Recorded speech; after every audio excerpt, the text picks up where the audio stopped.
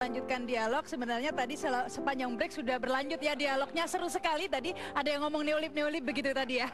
Tapi saya ke Pak Fuad, tadi sudah penjelasan Bung Rizal tadi sudah jelas bahwa memang nilai utang per kepala 7 juta naik dari 5 juta, tetapi kan pendapatan per kepala juga meningkat dari 10 juta menjadi 21 juta. Ini kan jelas sekali bahwa bebannya sebenarnya berkurang bagi masyarakat. Ya.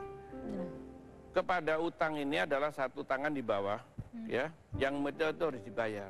Dan utang itu mesti dibayar oleh pemerintah, dan itu dibayar dari uang pajak, dan 400 triliun itu tambahannya saja.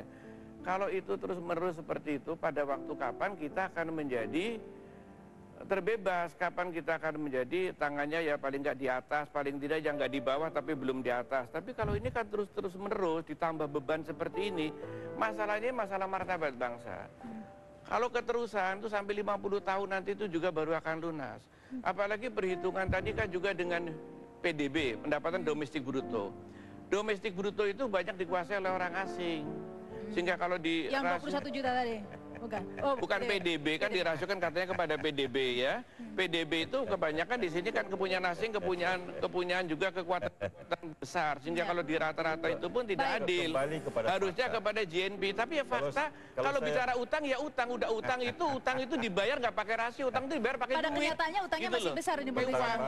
Kalau saya boleh ngomong tanpa dipotong, ini kan susah kalau kita berdebat, kemudian salah satu pihak memotongkan, kita agak susah membuat argumen yang utuh. Yang jelas kalau kita menyinggung soal beban hutang berkurang dari 50% menjadi 30%.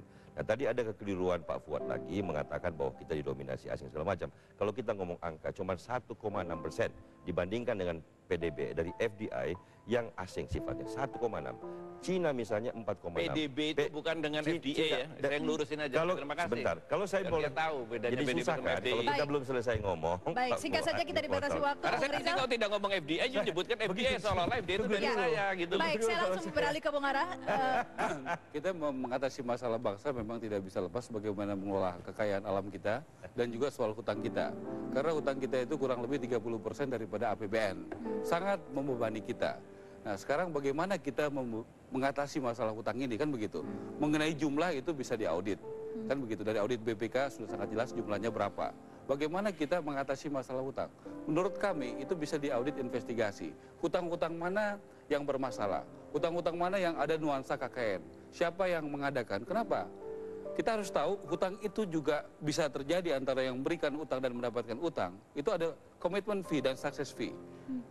Saya kebetulan di anggota DPR di Komisi 11, kurang lebih tahun 2007, kita masih harus membayar success fee, padahal utang itu tidak kita jadi lakukan. Kenapa? Karena kita tidak siap.